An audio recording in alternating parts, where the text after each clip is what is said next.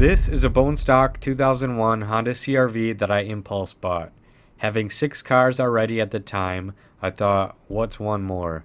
Not too often a low mileage CR-V comes up, so let's just buy it and worry about what's wrong later. How bad can it be, right? Well, turns out things can be pretty bad.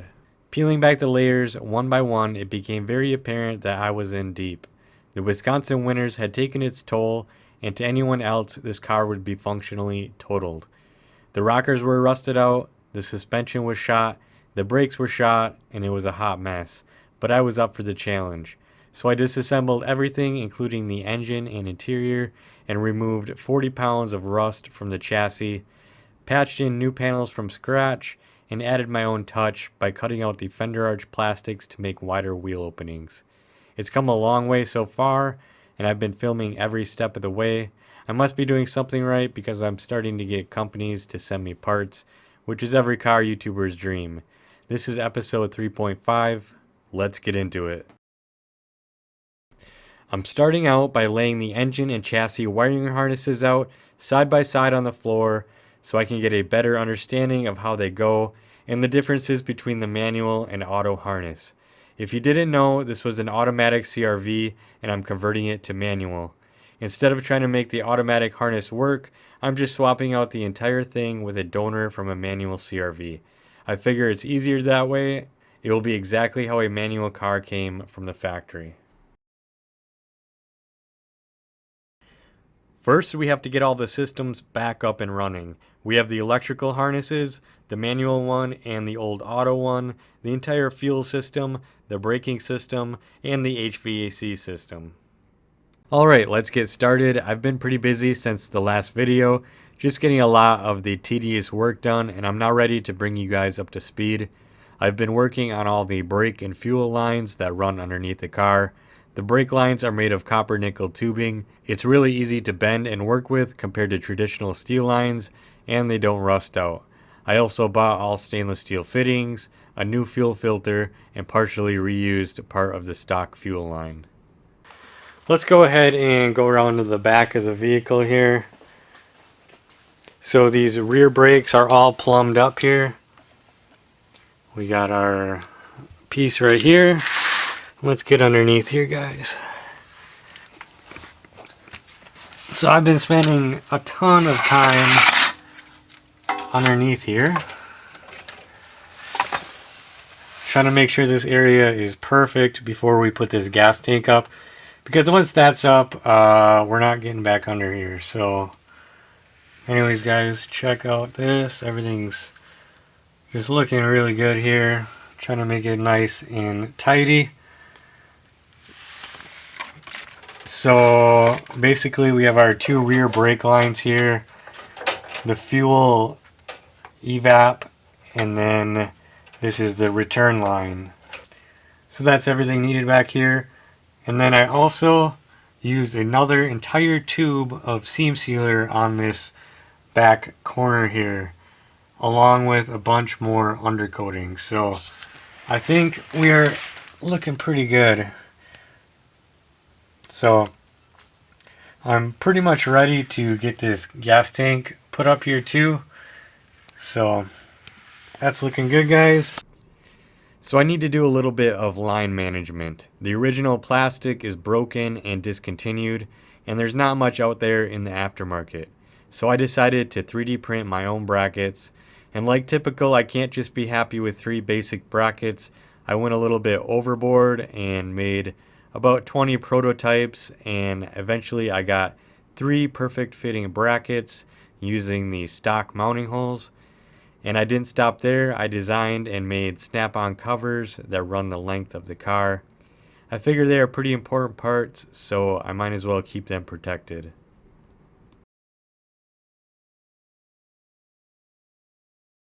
All the brackets have the same snap-together mechanism, and also double-sided tape that will press against the body.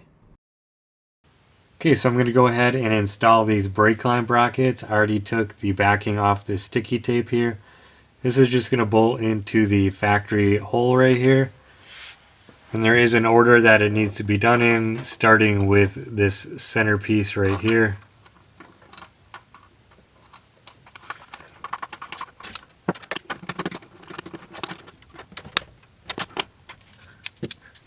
So I'm just going to tighten this up just a little bit.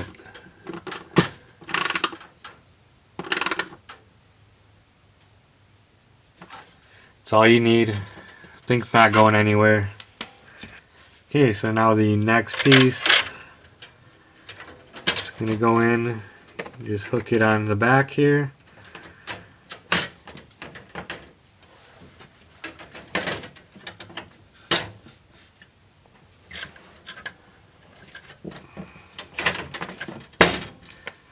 And check that out. It snaps in just like that.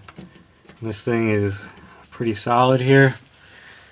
So next thing I want to do is install these covers here, because that's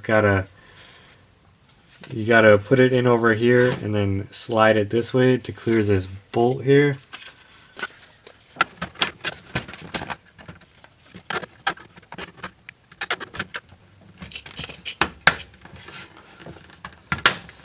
Check that out, guys. It just snaps in like that, and then just slide it all the way over.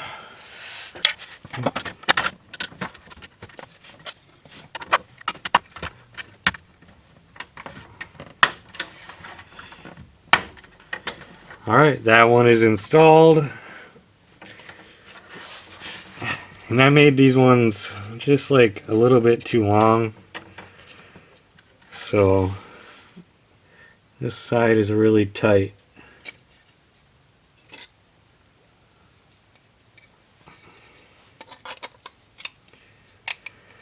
Alright, this is the next bracket here. It's going to go into this factory hole here. So we're going to get this one in first.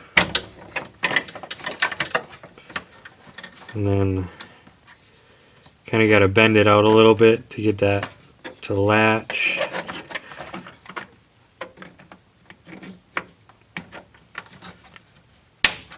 Snaps in like that. Like that. And forgot to take the tape off.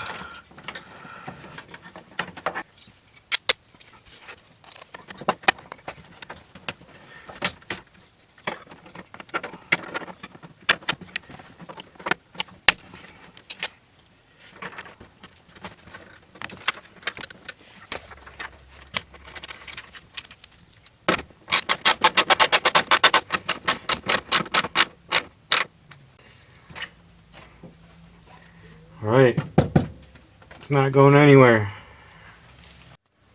Okay, now I'm going to go ahead and put in the next two covers.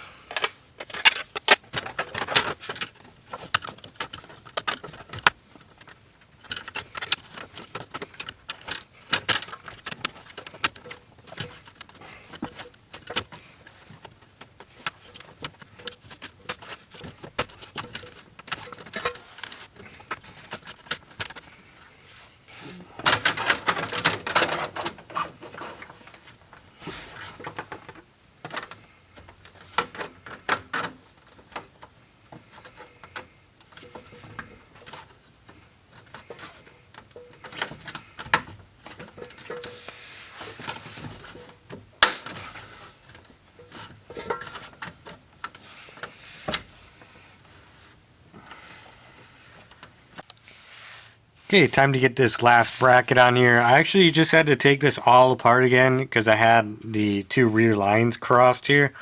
But it's all good now, so we're going to get this rear bracket on.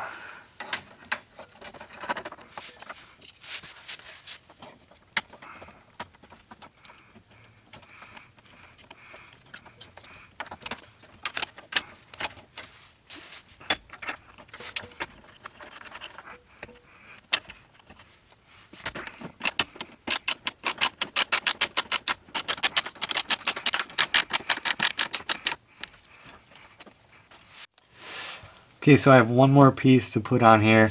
Let me tell you what I did for the fuel line. This has worked out for me in the past here. I keep the stock fuel line and then I just cut it off. There's still a few feet of the stock one. And then I have this fuel line that I bought off Amazon here. And I just put a bunch of the black RTV on there. and then I just slide this over the top. It's a perfect fit. And then I put 3 clamps on it just for extra security. So I've done that before and it's worked fine without any leaks. So if you're wondering, then you don't have to mess around with that really large fuel fitting and trying to find more parts. So anyways, I have this last filler piece fresh off the printer here. I'm going to go ahead and get this installed.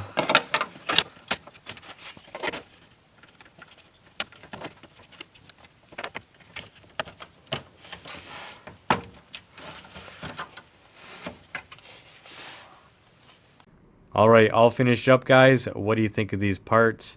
I'm really happy with the way they turned out, and the lines should be well protected from the elements.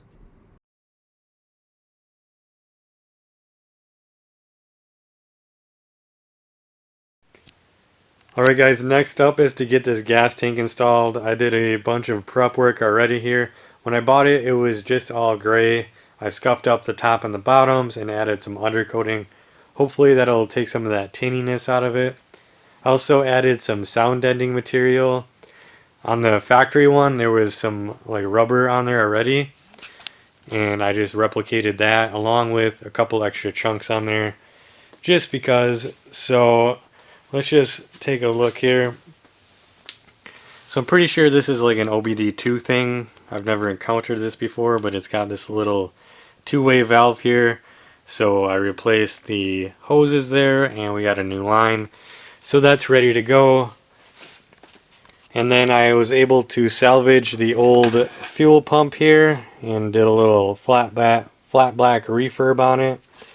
So hopefully that works out good, because these sending units are like 120 bucks, so definitely save a little money there. Then we have our fuel fill hose. It's just a straight piece. The stock one had like a bend in it, so hopefully that works out. I also got this 1/2-inch breather hose and then these J hooks here.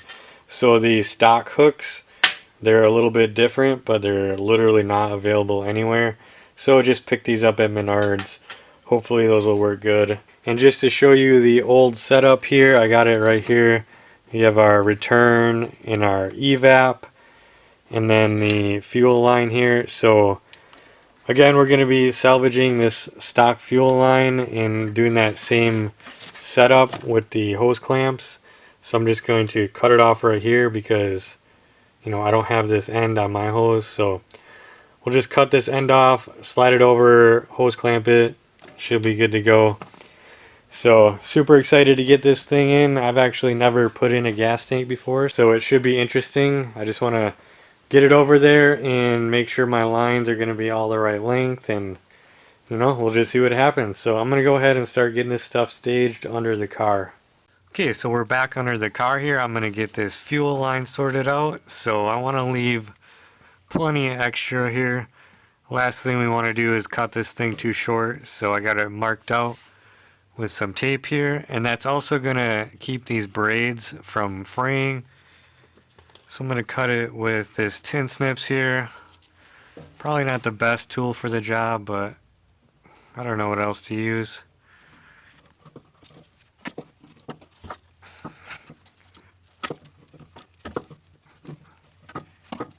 Alright, tin snips are not working. Okay, I didn't want to use the cutoff wheel here, but seems like we have no choice.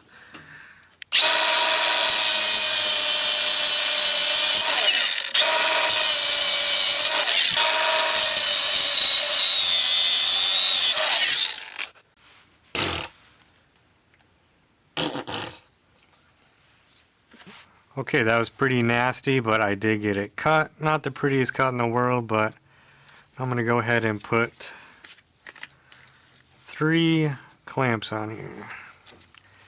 Maybe overkill, but it's better safe than sorry. So put these up here. Alright, so now we have our old fuel line here. Some black RTV. Just gonna load that up here.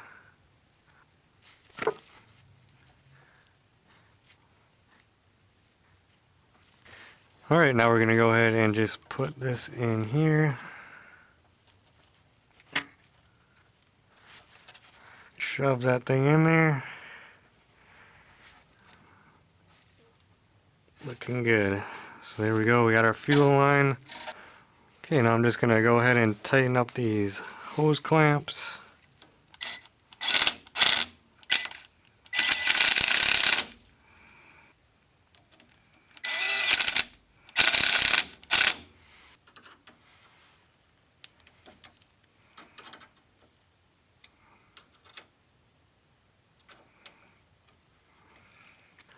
Alright, there we go guys, we have a fuel line. Alright, next up is the return line here. Just gonna push that on there.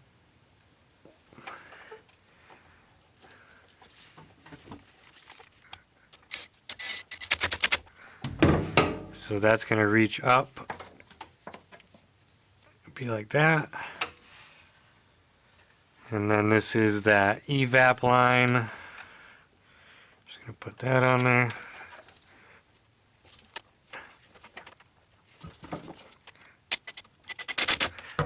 And I don't know how long this one is gonna be yet, so we'll just leave it long. But there we go guys, look at all that plumbing. This was a ton of work.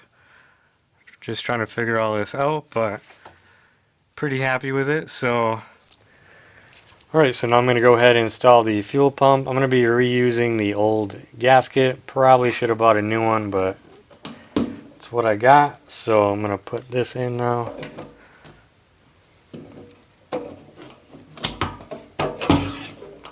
It's going to go in there just like so. And I got some fasteners.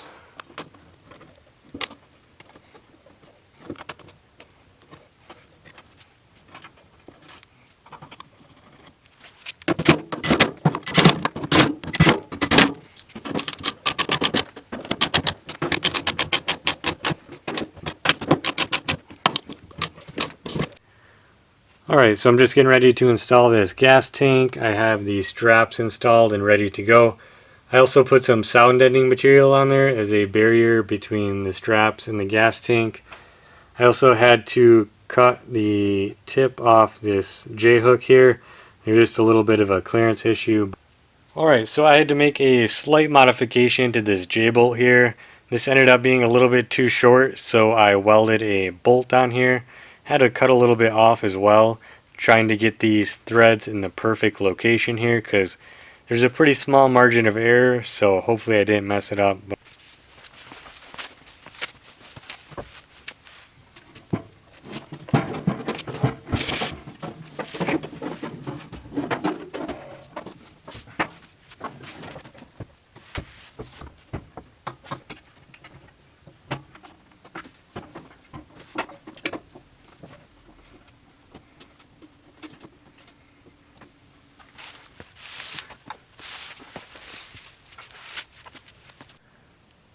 Alright, the gas tank has been installed here. I ended up hitting a bit of a snag when I went to install the fuel filler hose.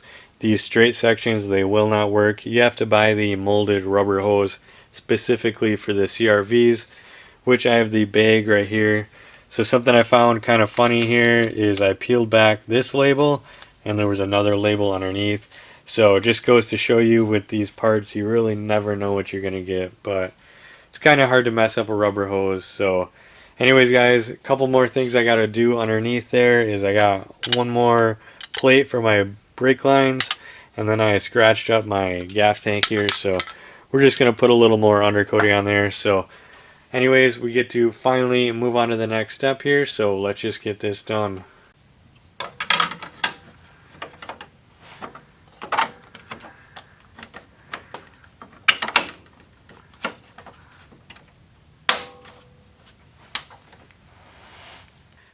And now I'm going to do a little touch up on this gas tank.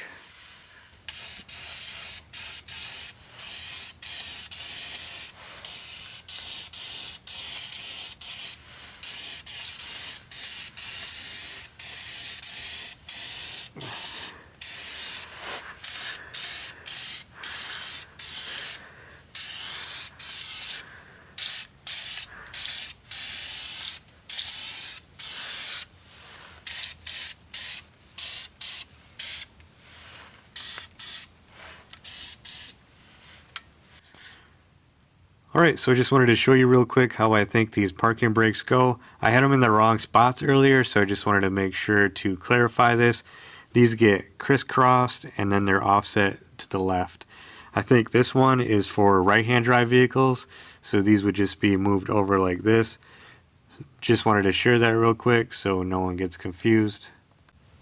Alright, up here you can see the fuel filler hose that I installed. And then also the custom J-bolt. That seems to be working well.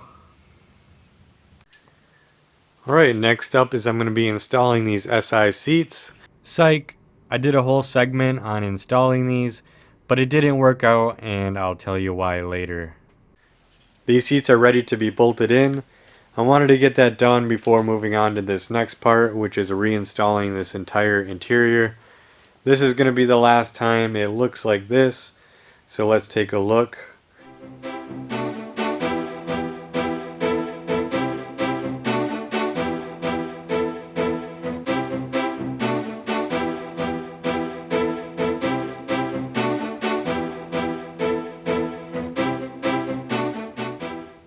We have our 5-speed shifter box installed. The handbrake is installed and functional. Both of the cab corners have been repaired and seam sealed. The brackets for the seats have been made. Got this one over here.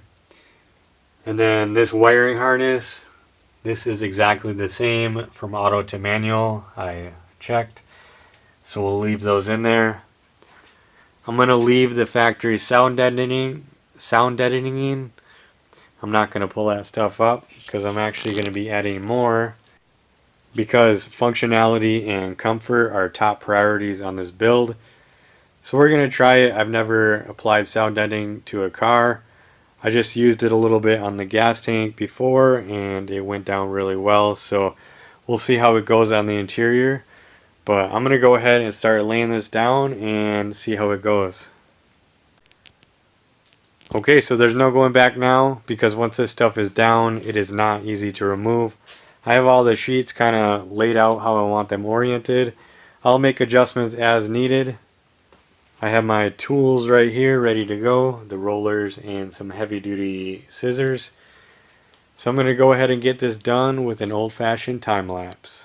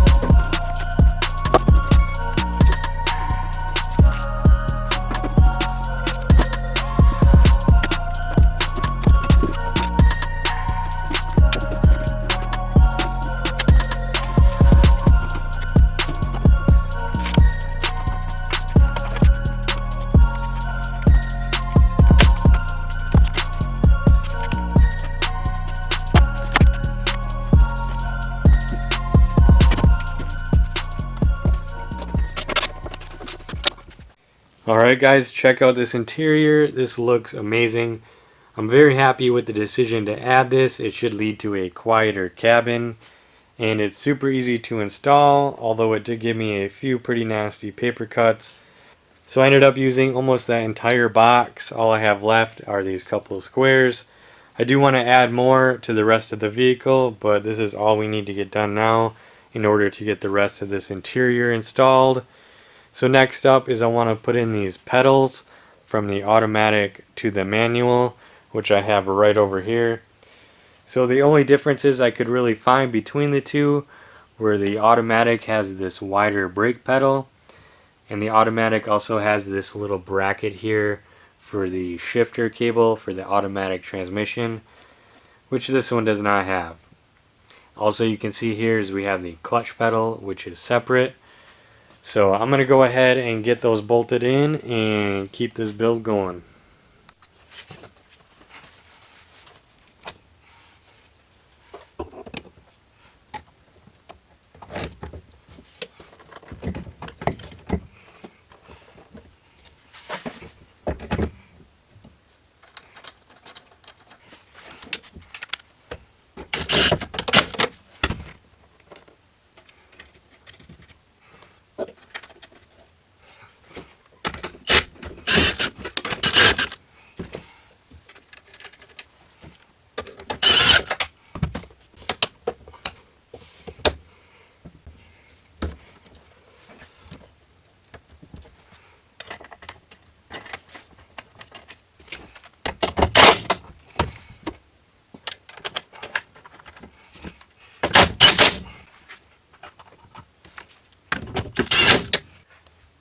Okay, now I'm going to go ahead and install the clutch pedal. Of course, this never came with a clutch pedal, but it still has the provisions here for the master cylinder and the pedal.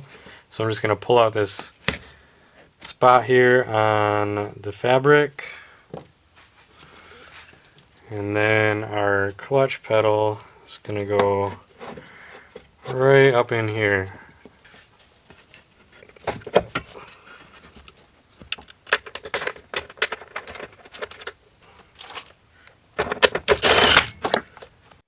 Alright guys, check it out. We are now part of the 3-pedal gang and things are looking up here. So next up is I'm going to be removing this main body harness here. I'm going to be replacing that with the manual one, and then we'll lay them out. And I'll show you the difference between the two. So this one goes from up here, and then it splits off. One side goes up here, and it actually terminates at that plug right there. And then this side comes up the side and ends over here. And then there's 2 more harnesses back here that I'll be able to reuse from this car. And that would be this rear hatch harness. This controls all your rear hatch functions. That's still in good shape, and I compared them one for one and it's identical. And then there is the bumper reflector lights. That would be this harness here. Plugs in back here, and that's just gonna do your bumper lights. I have the spare one, but it's all cut up. Along with the hatch one got all cut up too from the donor, so we'll be reusing those. So I'm gonna go ahead and get that out so we can get the new one put in.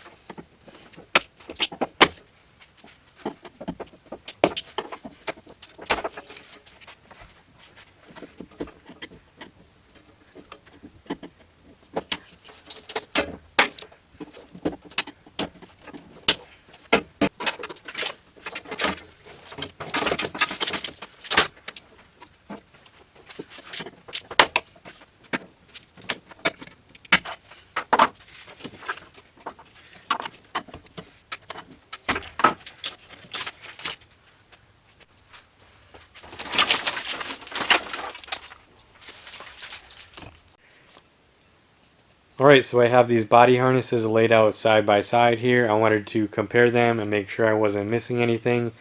Turns out they are nearly identical in every way. Only difference being is my donor harness has these orange plugs, which are for ABS. So I'm going to be putting the donor harness in just so I have that potential functionality for the future. And I'm going to be putting it back in exactly how it came out. Then we'll be getting these other harnesses in, and I'll show you the differences between these over here. So anyways, let's just keep going and get these in there. Alright, just when I thought I was making a little progress, I ran into a problem. I checked the connector on the door harness because they're notorious for going bad. And what do you know? There's like 4 broken wires in there. That is an issue that needs to be fixed before moving forward. Not quite sure on how I'm going to do that yet. I went and checked our old harness and there's also broken wires in there, so putting that one back in is not an option either.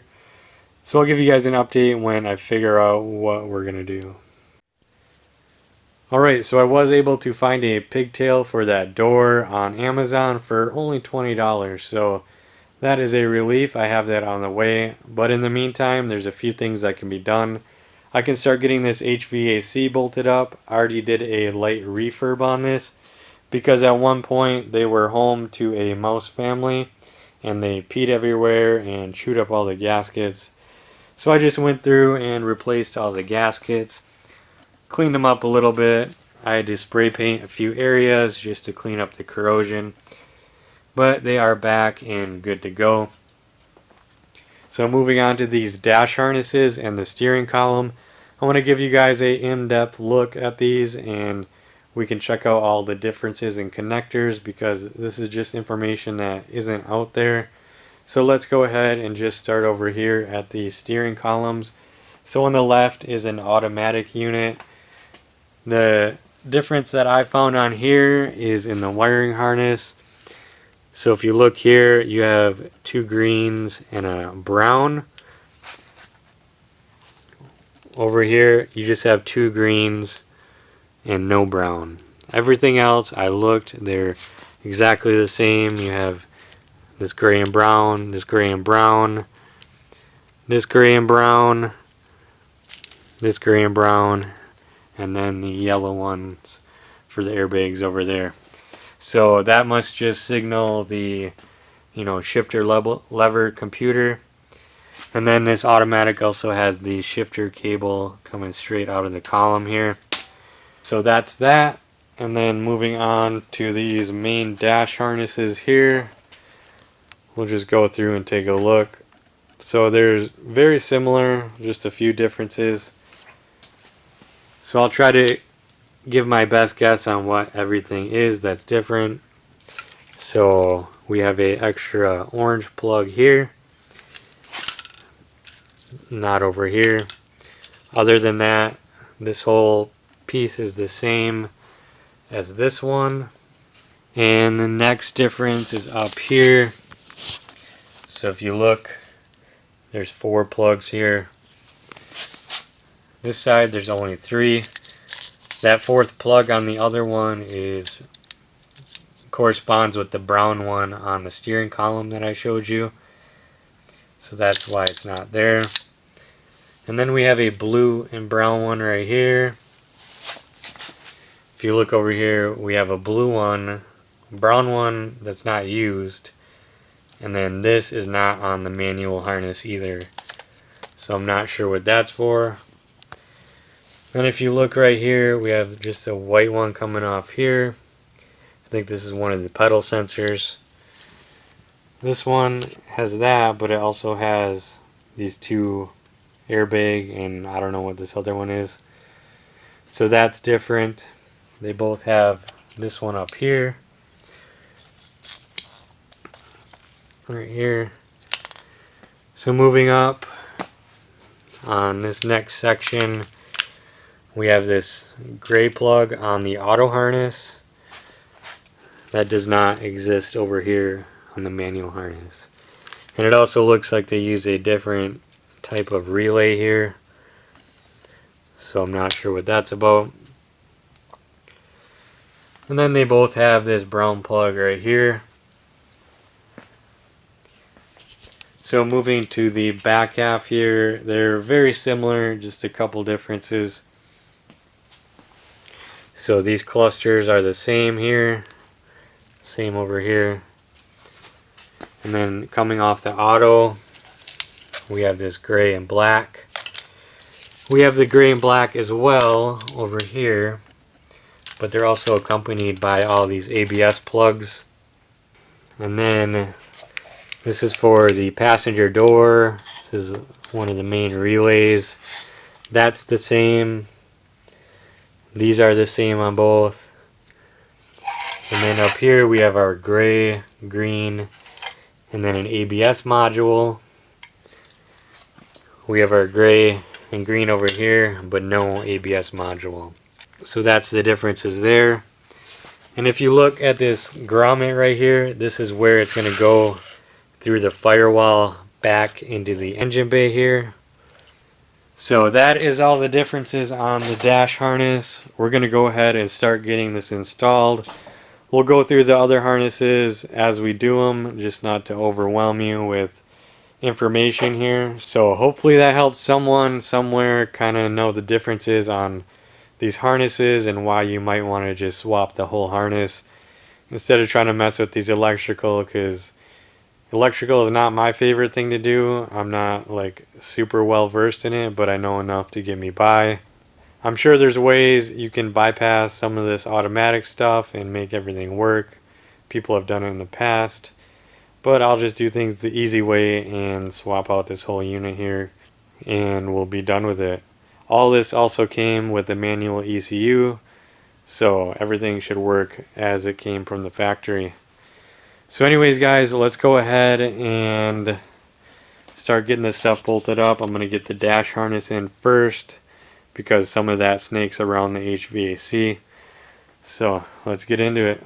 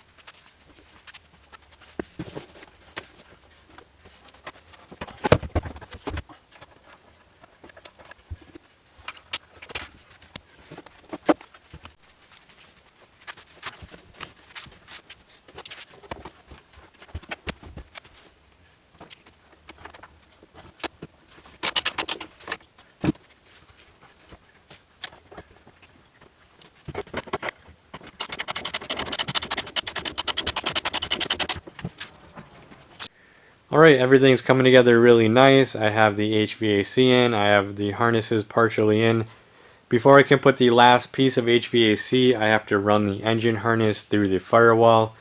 So I'll take an opportunity here to show you guys the differences between the manual on the left and the auto on the right. So really quickly, starting at the end here, the manual only has 3 plugs. Auto has 4 with this extra one right here. And then it's the same until we get to this cluster here where I marked out all the differences with orange tape. So this part is a little confusing, but they both have an 8-pin and a 3-pin right here, which can be located on the other side right here. And then the manual one has these plugs right here. Those are located right here, so that's the same. Then this one has a 3-plug here. Same over here. So where it's different is this is not on the manual plug or harness. Neither is this. And then this whole branch here, that's all only on the auto.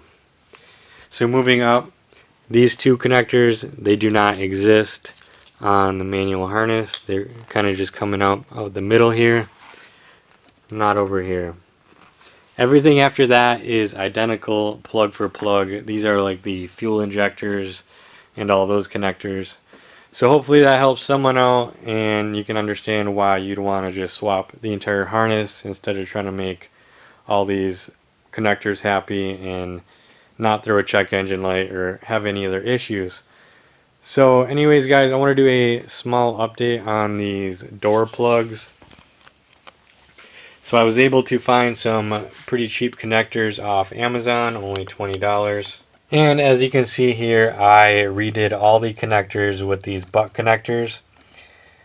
These have solder in them that you just heat up with a heat gun and it melts the solder, and they seem pretty solid. So hopefully that works out, because that's not something I would ever want to do again. There's 23 wires on this one, and I also did the other one which has only 11 wires. So anyways, let's go ahead and get this engine harness pulled through the firewall.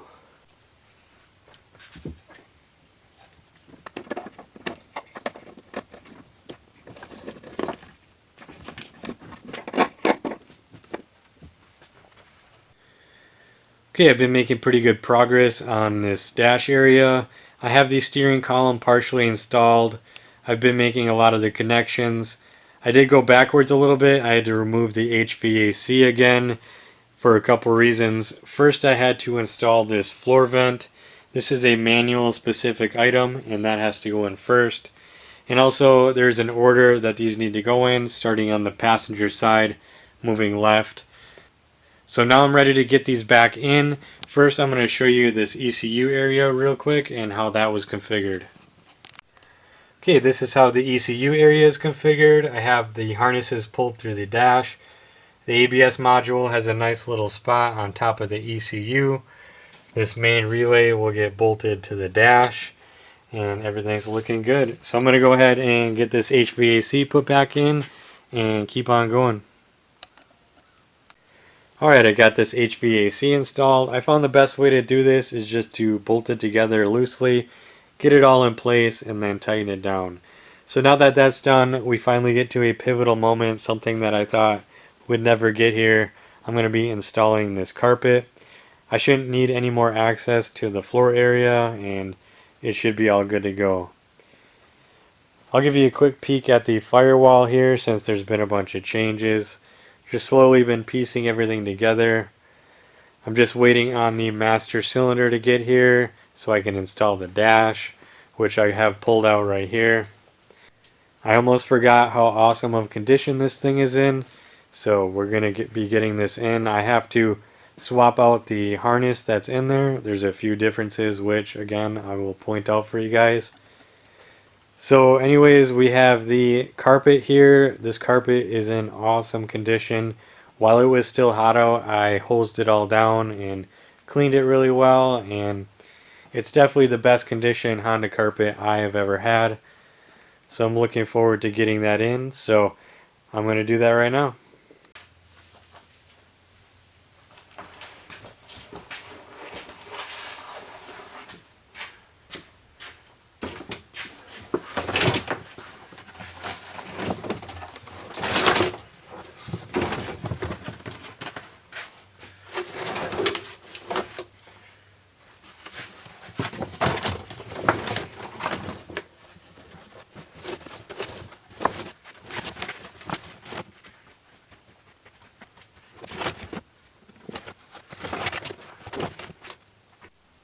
Okay, so I'm going to need to cut a hole in this carpet to make room for this shifter box, since this car was an automatic. To do that, I'm going to unbolt this one so we can get that carpet as low as possible and cut an accurate hole, because we do not want to mess up this nice OEM carpet here and miscut it.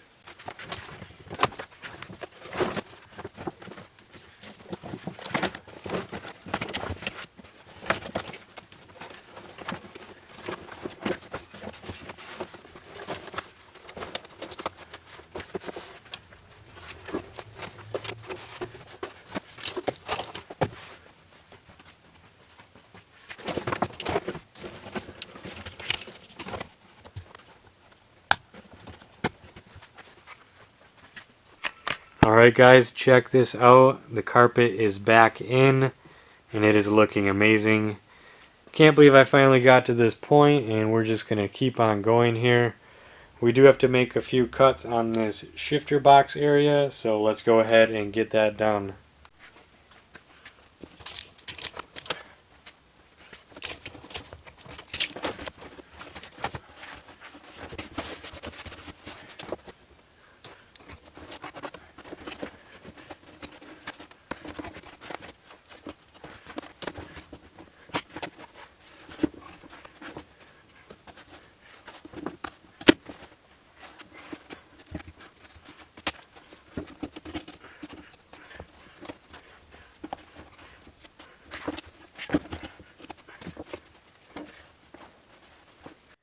Alright guys, check out this dash area. It's looking really good. I just wanted to do one last look before we put the dash cover back in. Alright guys, so I actually got that carpet installed a few days ago. I've been pretty busy just kind of getting parts together and trying to figure out the order everything needs to go and how we're going to get this build done. So I think we need a good old yapping session so I can get everything in my head out to you guys, so we can get this build moving along. So starting out here is the dash. That's going to be going in shortly. I just have to get that harness swapped out with the manual one, which we'll be going through just like the other ones and showing the differences.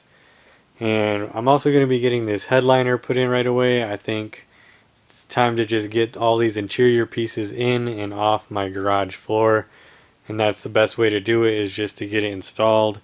It's not super fun. It's kind of tedious trying to find all these fasteners. I didn't do a very good job labeling everything, but it is what it is.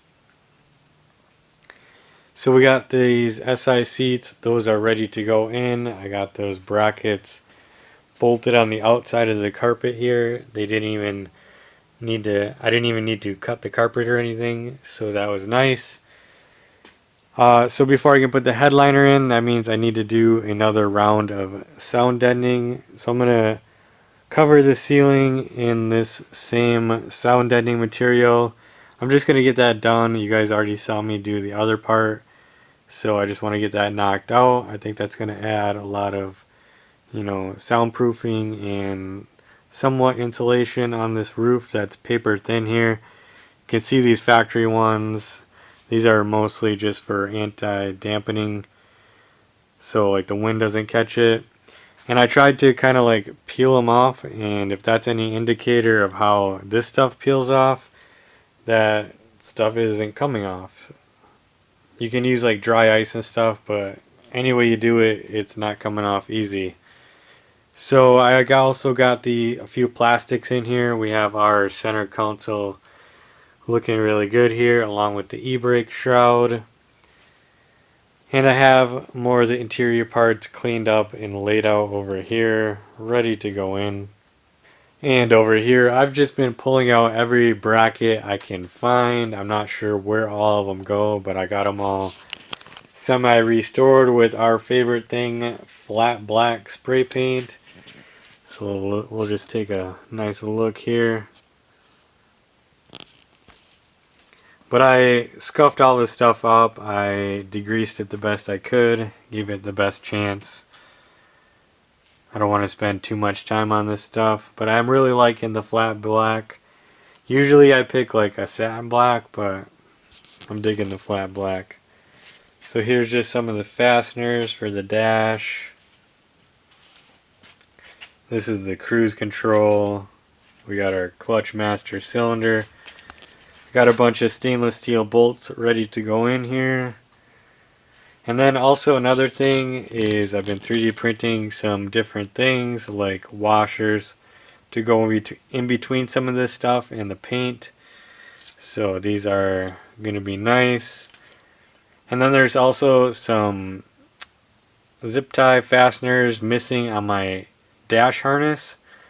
So I 3D printed these little guys. They will accept a zip tie and they will press into where they need to go. They're kind of one-time use, but that should get the job done and keep them up and out of the way for when I get that dash put in. And this one, these kind of just fit over the bolts. so they're kind of a unique one. I have our fuse box, engine fuse box ready to go. And then over here, lots of things going on. We've got our harnesses pulled through, brake lines, cruise control. So it's going really good. This is the new master cylinder I got. But yeah, everything I get bolted on and off the garage floor and off the bench is a win, because it makes the car more complete and I get more space back. So it's going really well. And then I've been digging through these boxes that have just been sitting here for a long time, slowly just picking and choosing different things to pull through. And it's going pretty good. Still look from the passenger side. So I'm going to be doing the ceiling like I said. If I have any left over, I'll start doing the back seat here, but it's not a super high priority. And then we have the doors and the hood just sitting here mocking me, asking me when I'm going to get these done, but they will get their time and hopefully those go pretty quick. It's a lot of square footage of paint, but we'll get it done. And then I got this seal on the back hatch here with some of the wires pulled through. So that's about it on the yapping session. Just wanted to get all that out to you guys so you know what's going on. Things are coming down. I wouldn't say to the wire, but they're coming together. So I'm going to go ahead and get that sealing done and then bring you back in and tell you what's going on. Alright guys, check out that roof. It is looking amazing. Hopefully that really helps keep that road noise down, and I'm super curious to hear how it's going to sound once it's on the road. I also had enough left over to do this rear back seat area. So that means I went through 2 full boxes of that sound deadening material. The shipping weight on those was 18 pounds a piece, so that's over 30 pounds added onto the chassis, which I'm not really concerned about weight on this build. In some cases it's good to have more weight, so I'm completely okay with that. So anyways, now it's time to put the headliner in. This thing has just been sitting in my basement for who knows how long. It's in pretty good condition, a couple little marks here and there, but overall not too bad. I'll go over here and show you the fasteners. So this is just what I've been sorting through. I should be able to just get it up there with these 4 push pins and then these 2 nuts for that interior light. And then I can go around and just start putting everything else in. So I'm going to go ahead and get that done.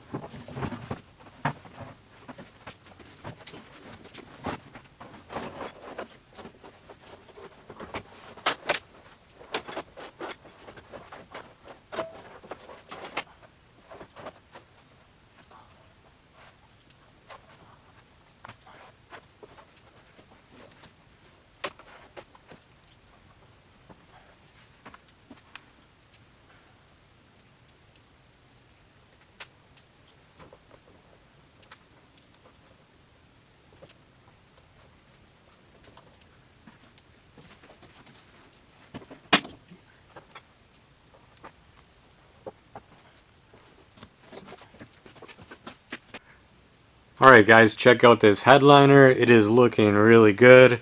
I also went ahead and installed some of the accessories like the window visors, the handles, the dome lights, and the rear view mirror. So it's looking much more complete now. So now it is time for the big one, which is the dash install. So we're going to look over here at the wiring harnesses that I have laid out on the ground here. We're going to do the same thing and go over the differences between the two. So let's just take a look. So this first half is pretty much the same. I'm gonna have to rob this connector here, and there's also damage on this one, so I'll be cutting off this pigtail and connecting that together. I did check it out and all the colors were the same, so that part is the same. The next part, this is where the cluster is going to be plugged in. So they're very similar. They have two blue plugs, a yellow, a green, but the automatic has this extra green one and the orange one is tied up here. So that does make me curious if this auto one would work in place of the manual one, but I don't want to test it out. I just want to get it in there and know it's going to work. It would just have this extra green plug, which I'm not sure how that would affect things, but anyways, so that is going to show the differences between those two. And then at the end here, they're pretty similar. So you're going to have these three plugs, a gray, a clear, and a brown. Same thing over here. And then the very end here, you have the three large ones and then the brown. This one you have three large ones, no brown, and then this extra blue one. So that is the differences between the two. Hopefully that helps somebody out, but I'm gonna get that rerouted in the dash here, and then I can start getting this installed in the interior. Alright, I'm finally ready to get that dash installed. It has been a long time coming. One nice thing about doing these YouTube videos is I can go back and reference them. In part 1 I show almost every nut and bolt on removing this dash, so that was super helpful. So let's go ahead and take a look at this interior. So there is this one bracket here that I had to paint up. It's supposed to bolt in the floor, but I broke the bolts off, so it's just going to float there. And then on the dash I have these harnesses swapped out, so let's just take a look. I was able to repair the manual one, so hopefully that holds up. And then I swapped out this one sensor here.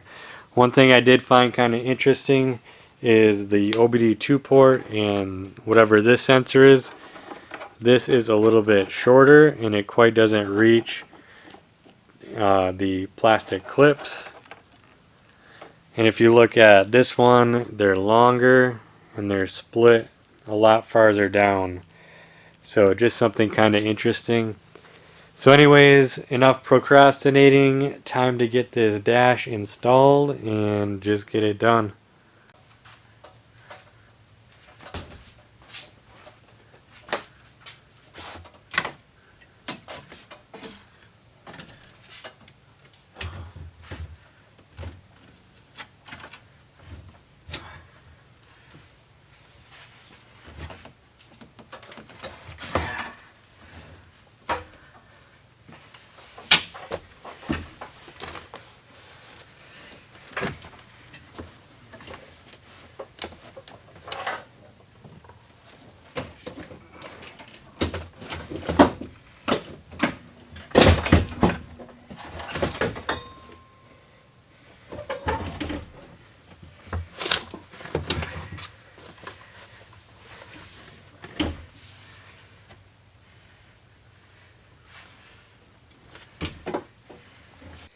Alright, I have that dash bolted in place and man, it looks amazing. Super glad to have that back in there, and I was a little bit worried about being able to like service anything once it's in and behind the dash, but as you can see, everything is still pretty much in plain sight and easily accessible. So that is a good one to get knocked out. I'm going to go ahead and get this thing back on its wheels before we assemble the rest of the interior. So just another added detail here, I designed and 3D printed these large center caps, which I've dubbed the saucer center caps. Makes the wheels look a lot more complete in my opinion. Alright, check this out. We got her back on the ground and the center caps installed. It is looking amazing. It's looking more and more like a car every day. I finally have the dash installed. So now I'm ready to install some of these plastics. I can put the seats back in. And then we'll start bolting stuff into the engine bay here. I have a bunch of miscellaneous brackets and stuff ready to go in. I already went through and tapped a lot of the M6x1 holes just so everything bolts in really easy. So I'm going to go ahead and get this done right now.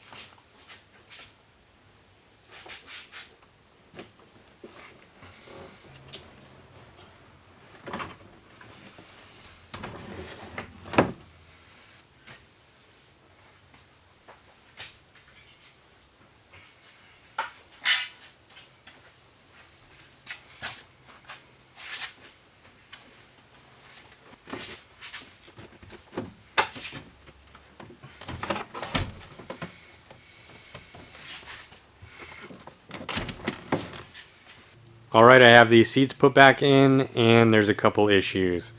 One, now that the steering wheel is installed, these seats sit way too low and it's directly across from your face, and that's no good.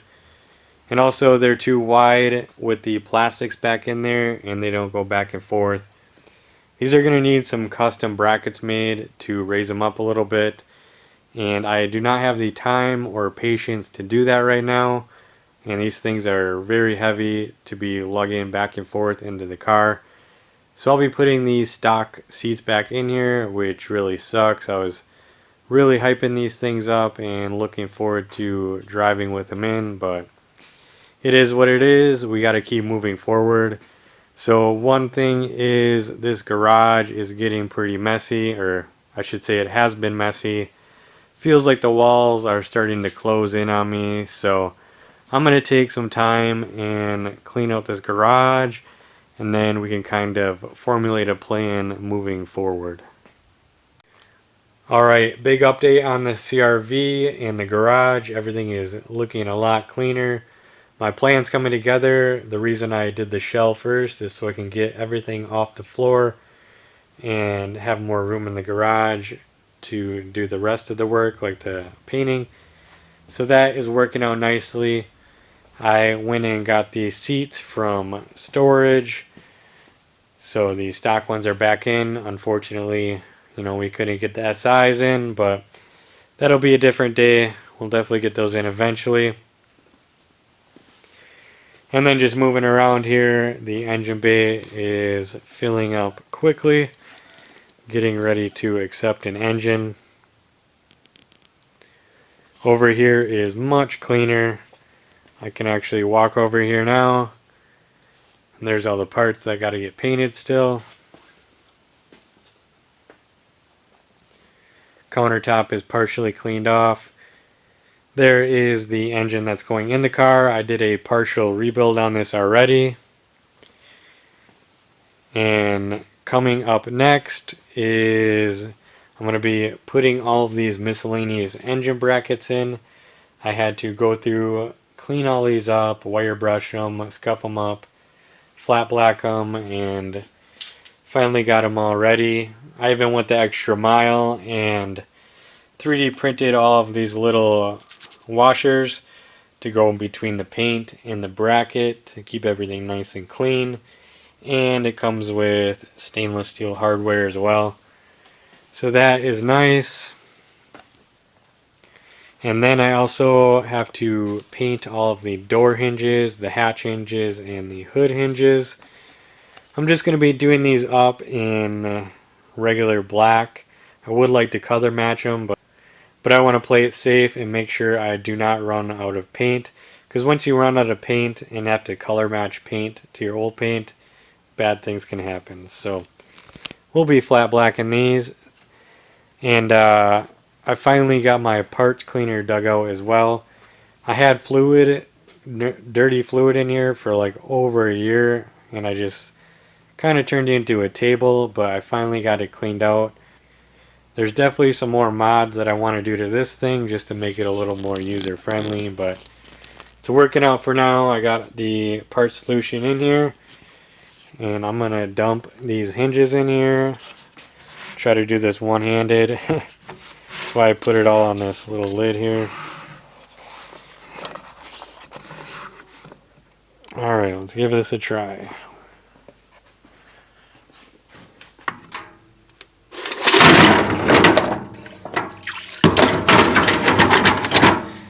There we go. Those can soak up in there, get degreased. And yeah, that is the big update, guys. It's November 23rd, 2024, and we're trying to get this done. Hopefully it'll be soon, and what can I say? Let's just keep going.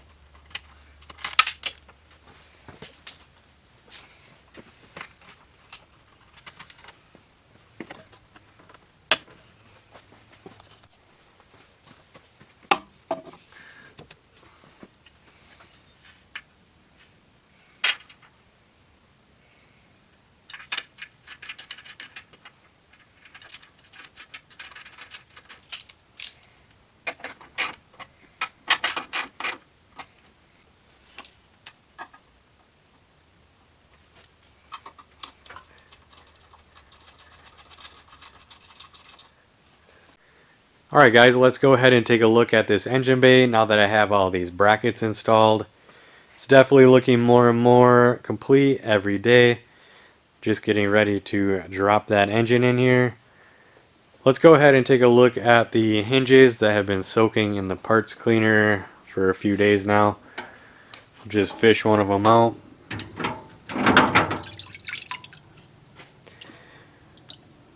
So yeah, that actually worked really good. Saved me a lot of cleaning.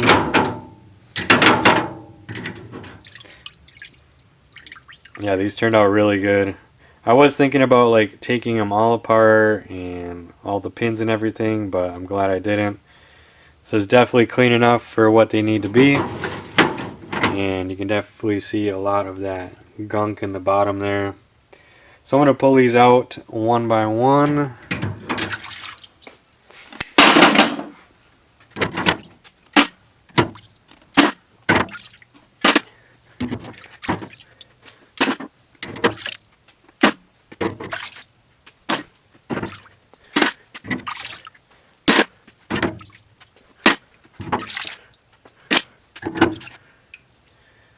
There we go. So I'm going to let these dry for quite a while,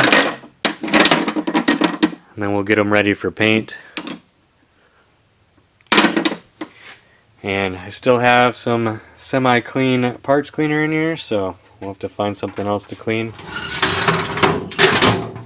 Okay, while those hinges are drying off, I'm going to start pulling out the hood and doors. Say goodbye to the CRV for a little bit. I'm going to be covering it up with this $10 car cover that I got at Aldi. And I'm just going to pull out the doors and the hood and see what we're working with here. How much repair I'm going to have to do. They've just been sitting in this corner. I probably put a ding or two in there just from handling them. So I'm going to pull these out, get this covered, and get back at you.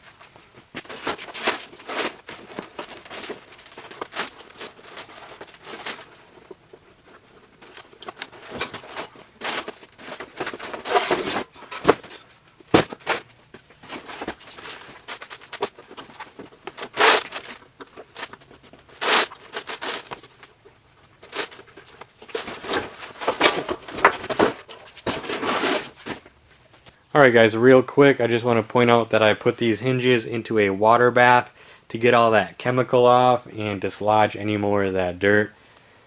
So if it's not one thing, it's another. I almost forgot I need to modify these fenders with a little fabrication. I deleted the plastic arch on the rear. I'm going to be doing the same to the front. I'm going to be eliminating this lip here. So I'm going to get this bench cleaned off and we'll get into it.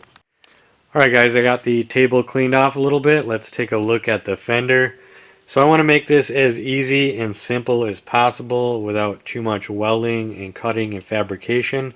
So what I'm going to do first is just use a hammer and straighten out this inside lip here.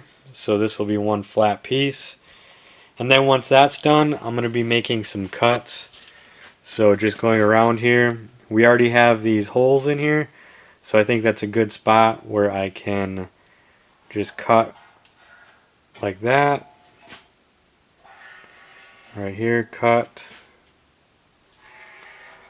cut, cut that. So that's going to allow us to start to bend that lip back, and if I have to, I can dissect this one more time and cut it here, but we'll do that afterwards if I feel it's necessary. So I'm gonna get that hammered out right now.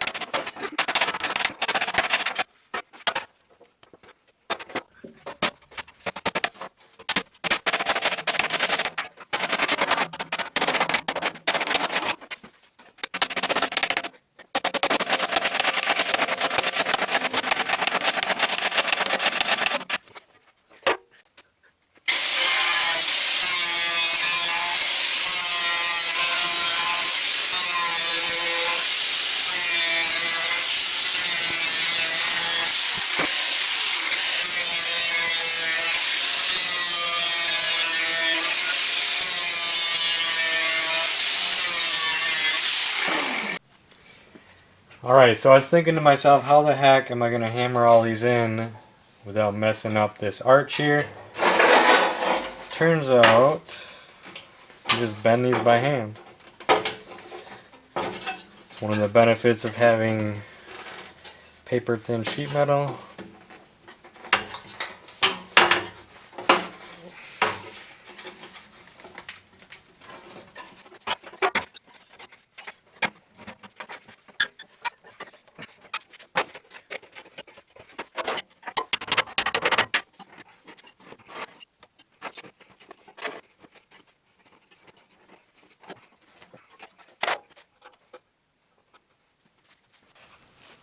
Alright guys, so this is actually going pretty good.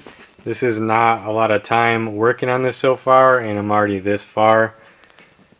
So over here where the radius is a little tighter, you can see there's like some tension right here.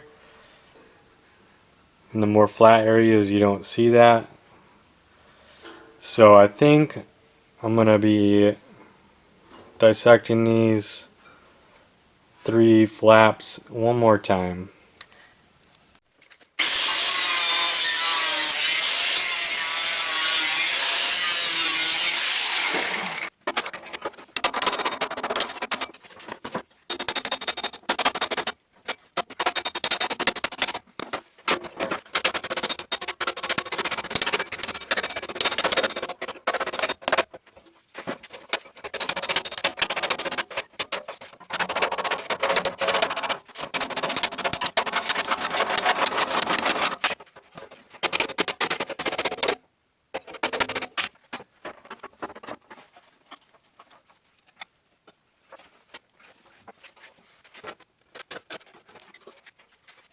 Alright guys, got that lip turned in, and for the effort I put in, I'm more than happy with it.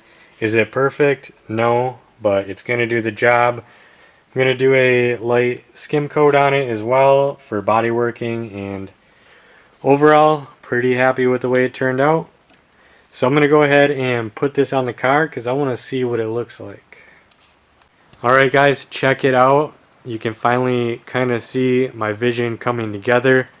It's kind of hard to see when it's been in a bare bones shell for the past few episodes, but we're coming into the light now, and this thing is going to look sick. Pretty good wheel height here, and that's going to compress a little bit further once the engine's in. So I'm going to get this other fender to this point, and then we can move on. Alright, I got the other fender modified. It went really smoothly. Both of them are hanging on there right now, and it just looks so good. I'm going to get these off, welded up, and body worked. Hopefully that doesn't take too long, but I'm going to go ahead and get that done.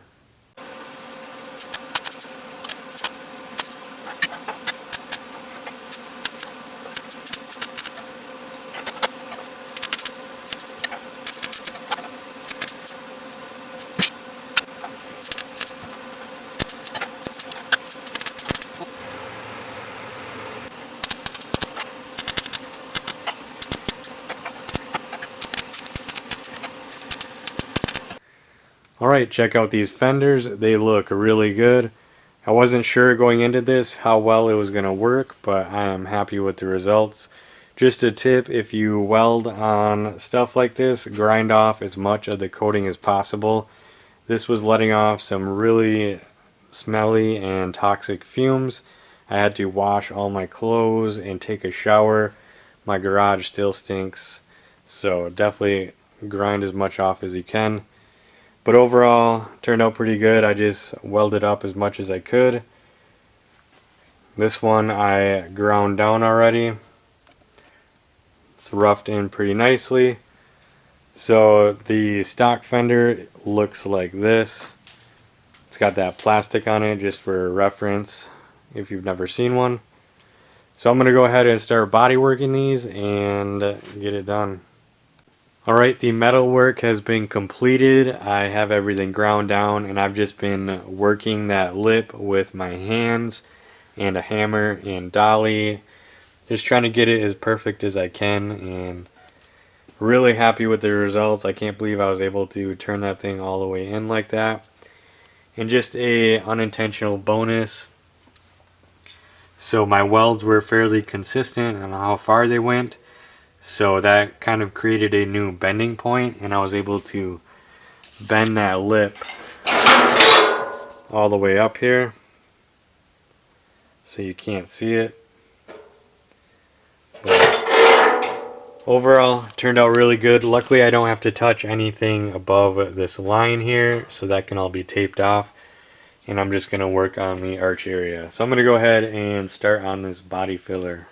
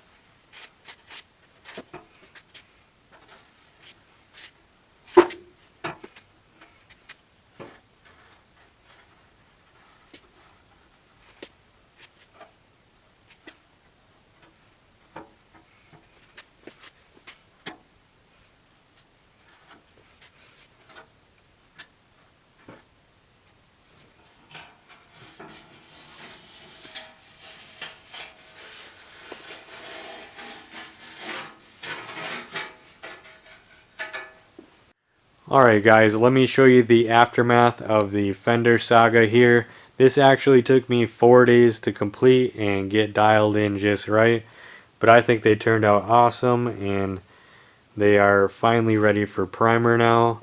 Just have to scuff them up one more time and they'll be good to go, but overall turned out really good. It was a lot of work, but now we have one-off custom fenders and we can move on. So I'm going to get my mess cleaned up now and get these prepped for primer.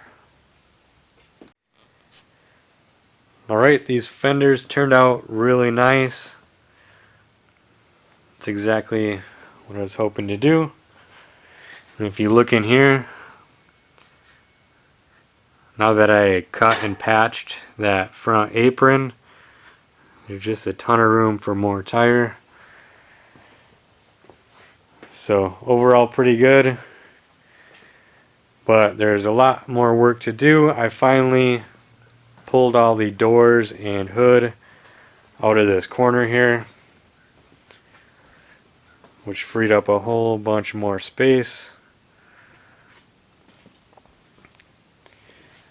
But now I'm going to be getting these all prepped and ready for paint tomorrow. My friend Garrett is going to be helping me out. He works at a body shop and has access to a paint booth. So together we're going to knock things out. And surprisingly, for as bad as this car ever was, like, all these panels are in great condition. I'm actually not going to be doing any body work on them. There's really no noticeable dings or dents. So it'll make things a lot easier. I'm going to be skipping the whole primer step and everything. All I have to do is scuff them up with a Scotch-Brite, and we'll be hitting them with the base coat and clear coat right away. So that's a lot of work. I got to get these things cleaned off. You can see all that dirt.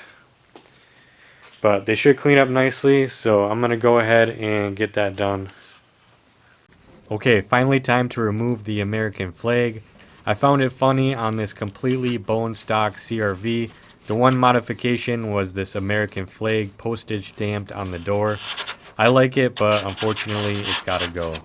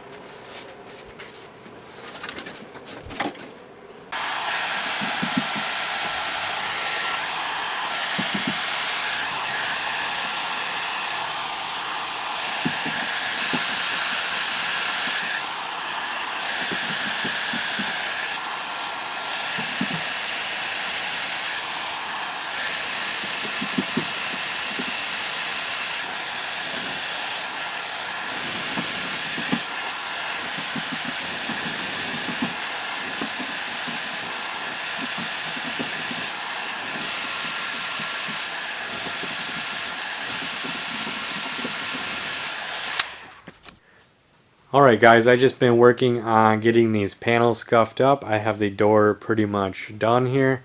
So this is what I was talking about not priming it. I'll be able to base coat straight over this OEM finish. I just scuffed it up with 320 grit and then Scotch-Brite pad. Gave it this nice dull finish here, which is what you want to see. So this is pretty much ready to go. I also got the tailgate section done over here, and it is looking good. So I'll keep you guys in the loop and keep going on this stuff. Alright guys, today's a big day. I'm going to be taking all this over to Garrett's work where we're going to be getting it all painted. So far I got 3 of the doors prepped and the tailgate. I'm still working on this door and I need to do the hood, but we'll just kind of get those done as we go. So I'm going to go ahead and get my little trailer loaded up with parts and head on over there. Alright guys, we're in the old ML 430 right now, headed over to Garrett's shop to get this stuff painted. I got one fender right there, fender in the back along with the tailgate, And then there's 2 doors in the trailer. Alright guys, I got my boy Garrett in there. He's doing a fantastic job getting this stuff painted. This is saving me so much time, and it's really nice having this paint booth here.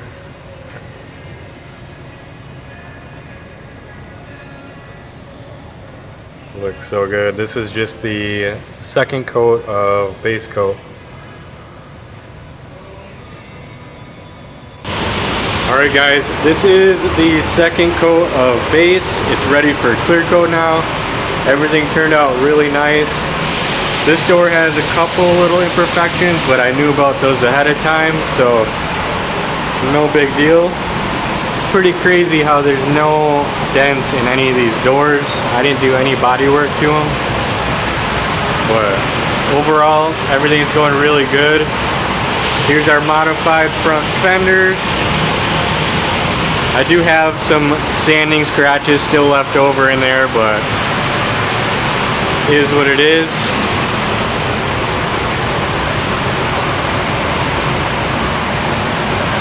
And then we got the tailgate.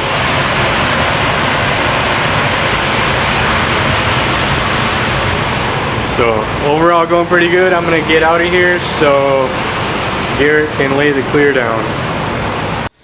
Alright, Garrett's laying down the clear coat.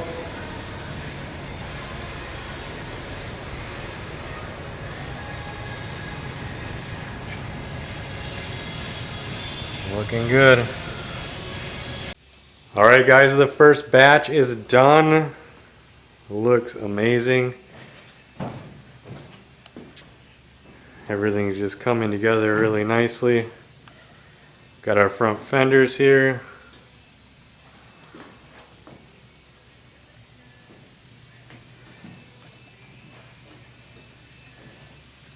We got the big old tailgate.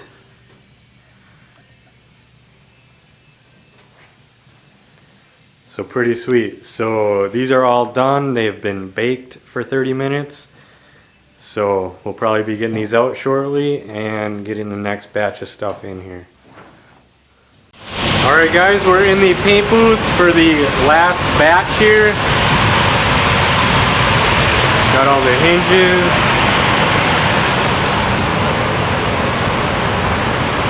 Hood, grill. Then we got Garrett cleaning the door down. Say hi, Garrett. So just about to lay down the base coat, and we'll be good to go.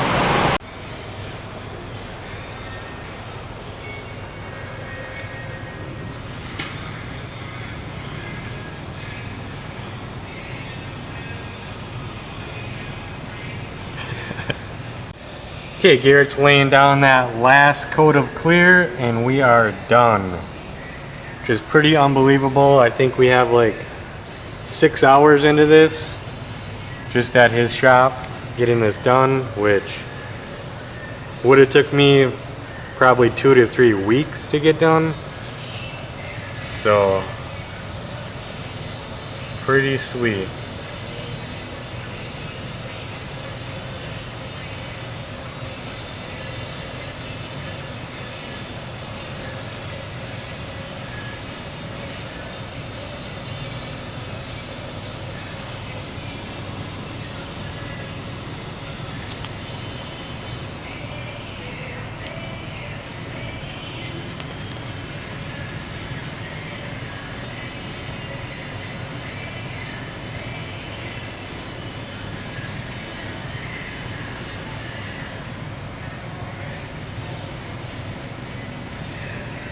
Alright, we got the final spray done. Everything looks absolutely amazing.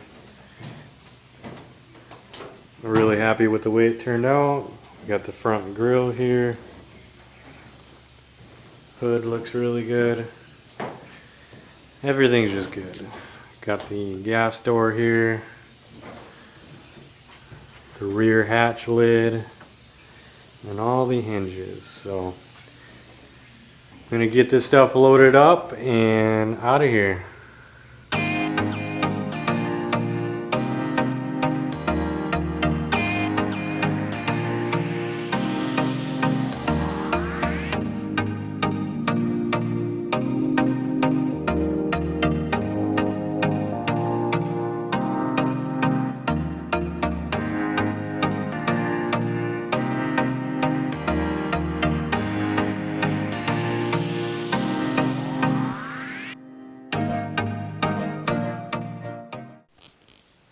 Alright guys, I think we got our thumbnail. I'm back at home with all the parts. This is 2 days later.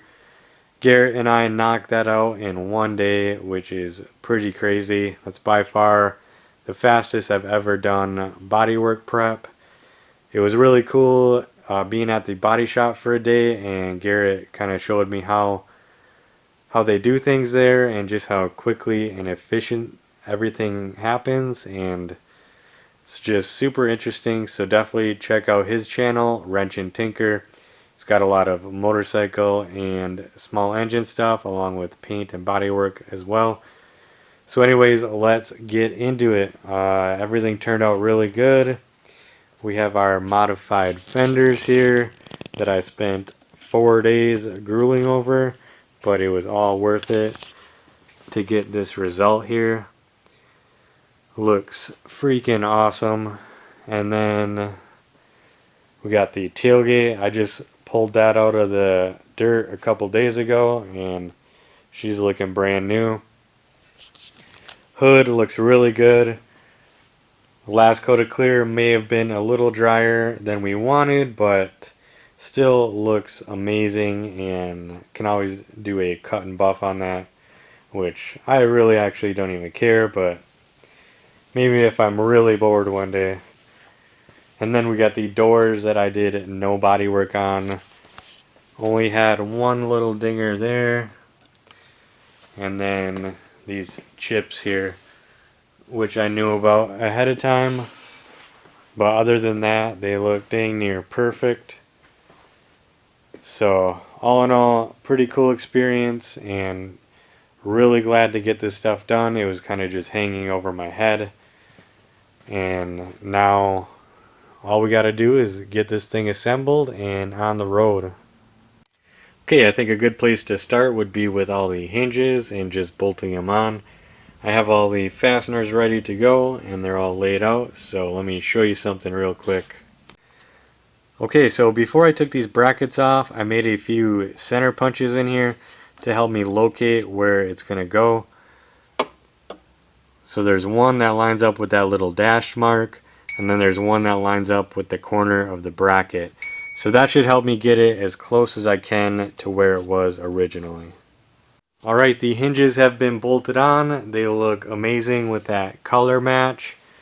I also went ahead and installed the gas door, so check this out. Functions perfectly.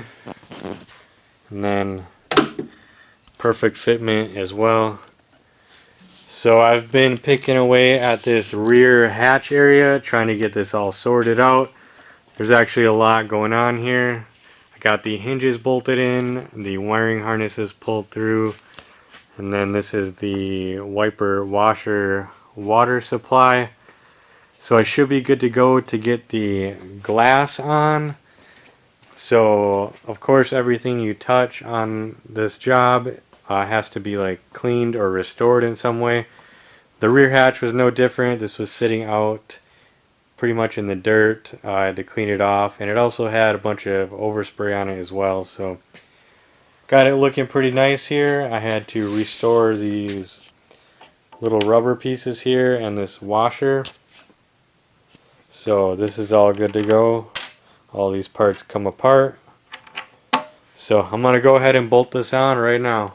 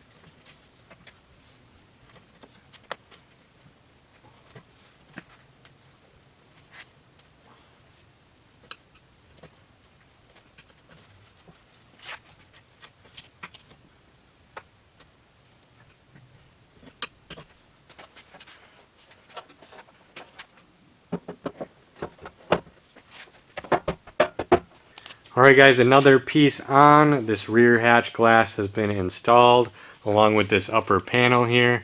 It's looking really good, and also the rear shocks completely functional. So that is nice. So now I'm going to go ahead and get that rear tailgate installed. I'm going to need a little help for my crane. So I'm going to fish it out of the corner there and get it back over here.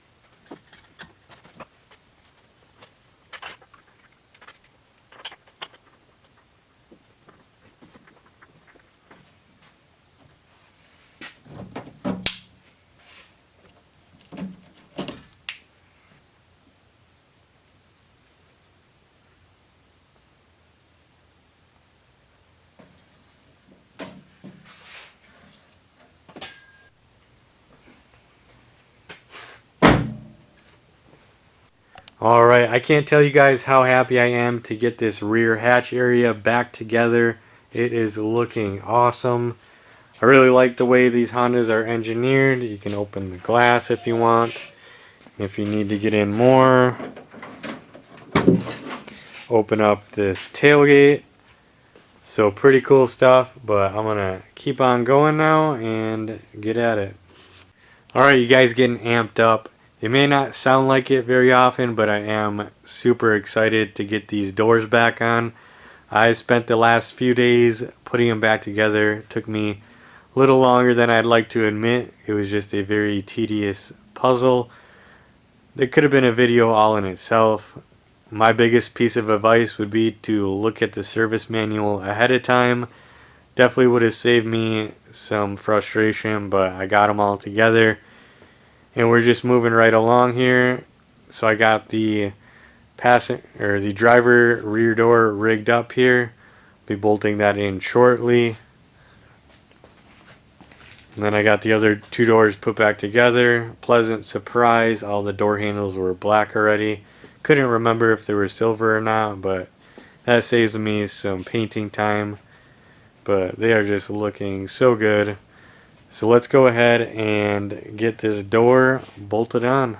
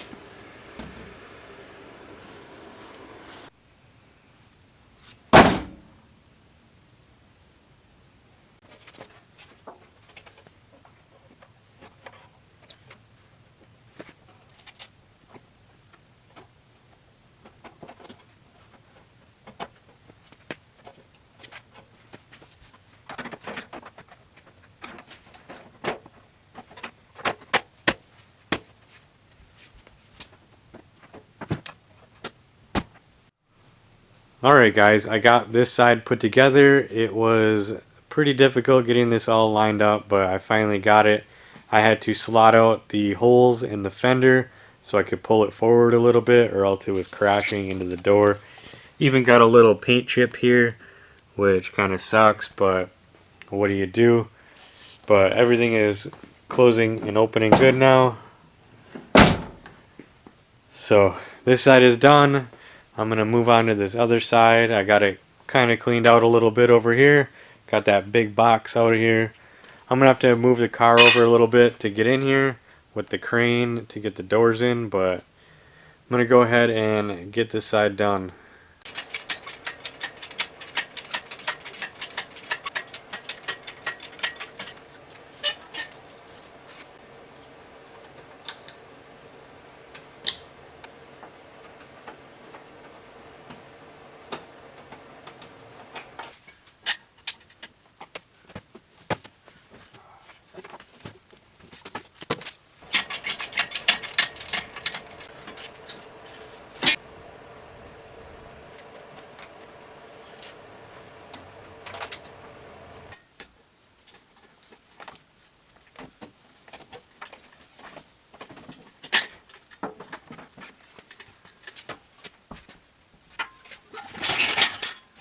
I found the best way to line up the door with the striker is to loosen up the hinge bolts and put a jack in the front and back. Get it where you want it and then tighten up the bolts.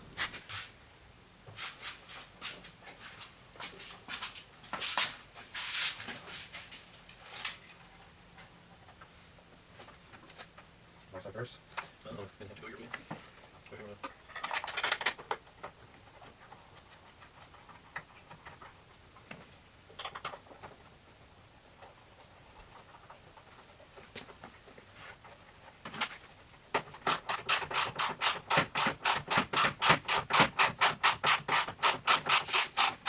Alright, with the body panels back on, I'll be ending it here. I planned on this being the final video, but it's already 2 hours long and I'm sure a lot of people have checked out by now. So I think the best plan is to make this episode 3.5 and episode 4 will be finishing it. Although technically it will never be finished and will be the subject of a lot of videos in the future. So it's December 21st, 2024, literally hours before I release this video. I gave myself a whole week for editing and it still came down to the line. And I like posting on Saturdays and really didn't want to push it back another week. So anyways guys, I'm checking out. Merry Christmas to everyone. It's been a long road to get to this point, but it's almost done and at this point I've already won. All of the groundwork has been laid, the CRV has been saved, and my channel now has a platform to start to grow off of. So keep an eye out for the next video. I would estimate a couple of months to finish. Don't forget to like and subscribe, and I'll see you later.